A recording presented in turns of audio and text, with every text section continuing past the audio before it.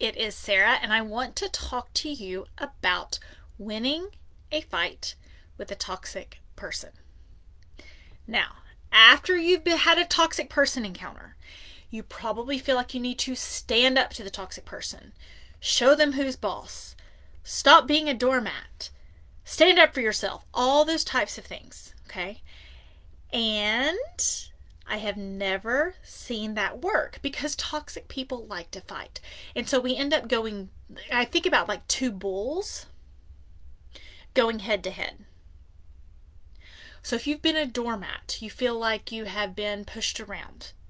And when you hear about needing to stand up for yourself, you imagine yourself a little bit as that bull. But then you have two bulls going head to head. The thing is, high conflict personalities are good at fighting. They like it. They are energized by it. They want to keep you drawn in because they like to use you for the fight. So it already, even though you try to stand up for yourself, you're still at a disadvantage. Because you don't like fighting. You don't like conflict. You've not had years of practice of being head to head and going, horn to horn, like two bull horns, like interlocking bull horns. Sorry. Two interlocking bull horns. Okay? So, that's what I get for you trying to use two hands. And within that context, okay, that is not going to work. Now, here's what people do. I see it over and over again. And they try to like either one, parent the other person and teach them how they should be, or they try to point out the data and the error in the other person's ways. So way one, when you try to parent them, I will not let you treat me this way anymore. I will not be responsible for your feelings. I will not put up with your behavior. I will not, okay? And you think you're teaching them how to treat you.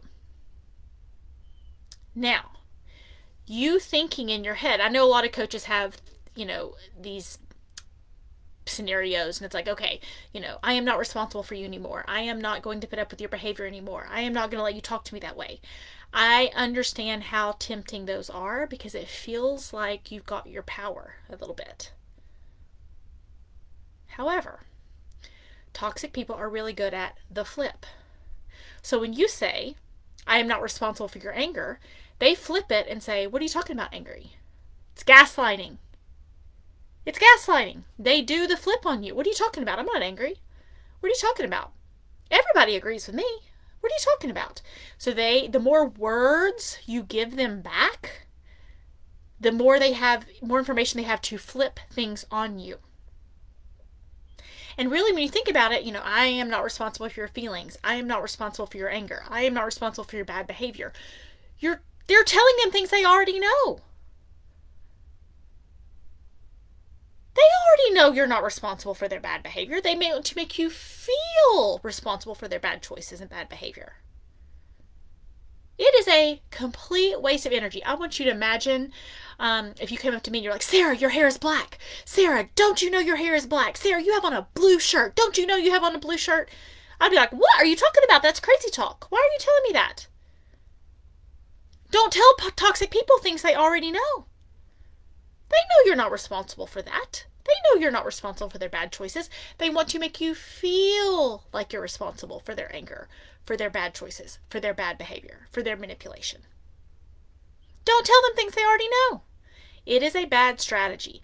So if you're trying to stand up for yourself and parent the other person, teach them how to treat you by telling them things they already know, it's a bad strategy. It doesn't work. Now, you may be able to tell yourself to get clarity in your own mind, but don't give them more words to flip on you. Okay? So, that's the technique I see people try to use. One, you can't talk to me that way. You can't define my reality. You can't this. They already know that. You're telling them, Sarah, your hair is black. Sarah, your hair is black. Sarah, your hair is black. It's bad strategy. It's a good strategy to get clarity in your mind. It's a bad strategy to get them to do what you want, which is the whole goal. Or people try to send more data. Okay, here I'm going to screenshot pictures of you saying this. Okay, you can save that for court evidence. Save the data for somebody who cares. Again, don't tell toxic people what they already know. You are sending them the data, assuming they don't know what they're doing. And then you're like, look, I can prove what you're doing. Never, never, never, never one time have I heard someone do that and say, oh, okay, you're right. Now, if they already agreed to Sunday pickup at 4, and you send them back, you already told me Sunday pickup at 4, that's fine. They already agreed to it. But it's like, look, you should have done this, and you said this, and don't you remember when I agreed I was nice to you here? Information, information, data, data, data. You assume it's a data problem. It's not a data problem. It's a toxic problem. So their goal is to flip things on you. So when you try to parent them or overpower them through data, they just keep flipping because they can flip anything on you. If you say, there was an example, I was talking with a real estate agent, okay? And earlier on the phone today, and the toxic real estate agent was trying to do the flip on her and get her to take on $16,000 loss within this deal, this negotiation. So her first thought was prove through data, oh no, you said this and you said this and you said this, but it wasn't a data problem. That toxic person already knew, and it wasn't enough data to say, no, we already had an agreement here, right? It was just like, oh, you should have called this person, and I bet this person talked to you this time, and I bet the timeline was really this. Very abstract data. Okay? So the toxic person's just going to flip it back, flip it back, flip it back, flip it back. What I asked her to do, I said, what problem are you trying to solve? What problem are you trying to solve? And she said, I want to get this. At first, the problem she thought she was trying to solve was, I want to do this deal with him.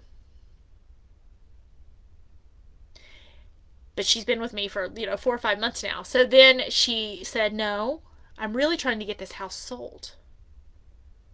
I said, is there a way you can get the house sold that has nothing to do with him? Is there a way to get what you want without getting them to change their behavior? Is there a way to get what you want without going through the toxic person? Yes. She was like, oh, I can find another seller. And in this circumstance, she ended up finding another seller, and it saved her all kinds of, thousands of dollars. $1,000. She goes, oh, this Wonder Soulman stuff, it really works, okay? Because it's not just about toxic romances by any means. It's about understanding the flip, understanding communication, understanding how to get what you want when toxic people are trying to hold that back from you. Now, in some circumstances, you can't just find another buyer, right? So, and I understand that. And so I told her, I said, okay, what problem are you wanting to solve? And she said, I want to get this deal done. Originally, before she strategized finding another buyer, okay? So originally, okay, I want to get this deal done, okay? So you send back one sentence. This is what I want, okay? One sentence, not paragraph after paragraph after paragraph of the flip. You send back, how can we come to an equitable agreement? One sentence. How can we come to an equitable agreement? And then the toxic person gets to be the hero. They get to figure out the agreement, so they feel like they're in control. How can we come to an equitable agreement? What's your plan for coming to an equitable agreement? But the toxic person comes up with a plan. Okay? Very important point. Another important point is, if you can start to back away. Toxic people want to go head to head. They want to be bull to horn. So if you start to pull away, like in this circumstance where she could say, no problem, we have another seller interest in the property. She's not going head to head. How dare you? Don't you know on this timeline? And we emailed on the 23rd and blah, blah, blah, blah. She starts to pull back. No problem. We can find another seller. This is especially useful when toxic people are trying to tell you how horrible you are. I'm appalled that you would do this to me. I'm sickened by your behavior. What kind of mother would this? What kind of person would this? And so many, they just want to engage you. And so when they're sending you an email about what a horrible person you are, say, oh, okay, well, probably shouldn't see each other anymore. You instantly start to back away, and they will move toward you. Watch it happen every time. If you go head to head with them, it just becomes two bulls fighting. If you back away, no problem. We don't have to trade time this Christmas. No problem. We don't have to do that. No problem. Now, it's hard because I know you're emotionally engaged. Especially if this is someone, a family member, a partner, someone you loved. It affects your kids. I get it.